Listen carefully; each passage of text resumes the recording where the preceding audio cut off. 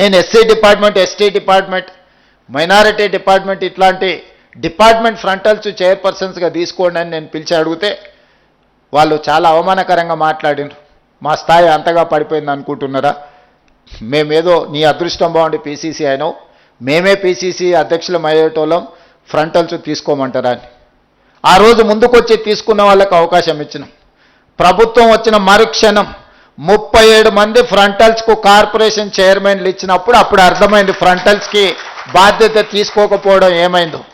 NSUI అధ్యక్షుడికి MLC ఇచ్చినాం, youth Congress general secretary national Rajya Sabha ఇచ్చినాం, youth Congress state ప్రెసిడెంట్కు ఈరోజు శాప్ చైర్మన్ ఇచ్చినాం.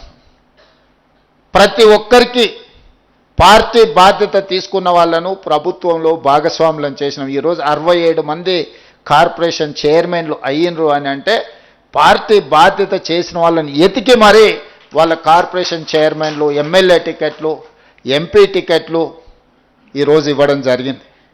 మీకందరికీ కూడా నా సూచన ఒక్కటే, మీ ప్రతి చర్య మేము గమనిస్తూనే ఉంటాం. ప్రతిరోజు మార్కులు వేయదు పార్టీ. మనం ఎంత బాగా చదువుకున్నా సంవత్సరానికి ఒకటేసారి పరీక్షలు పెడతారు. ఆ పరీక్షలల్లో మన రిజల్ట్ తెలుస్తుంది. మీకు కూడా మీరు ఏమనుకుంటున్నారంటే మేము ఏం చేసినా ఎవరు చూస్తలేరు, ఎన్నికల ముందల ఎవరో నాయకుడిని పట్టుకుంటే ఆ కోటాలనో ఈ కోటాలనో వస్తుందని. ఇక ఏ కోటాల్లో మెరిట్ కోటా ఒక్కటే ఉంది కాంగ్రెస్ పార్టీలో. మీరు ఆ మెరిట్ కోటాల పాస్ అయితేనే మీకు ఏదైనా అవకాశం వస్తుంది. ఆల్రెడీ ఒక మెరిట్ కోటాలో మీరు జిల్లా పార్టీ అధ్యక్షులు అయినరు. జిల్లా పార్టీ అధ్యక్షులు అవ్వడం అనేది మీకు ఎన్నో డోర్లు ఓపెన్ అయిపోయినాయి. నన్ను కలవాలన్నా, లేకపోతే పిసిసి అధ్యక్షుని కలవాలన్నా, లేకపోతే సచిన్ సావంత్ గారిని కలవాలన్నా, ఏఐసిసి సెక్రటరీ గారిని కలవాలన్నా మీరు జిల్లా పార్టీ అధ్యక్షులు కాకపోతే మీకు అంత సులువు కాదు.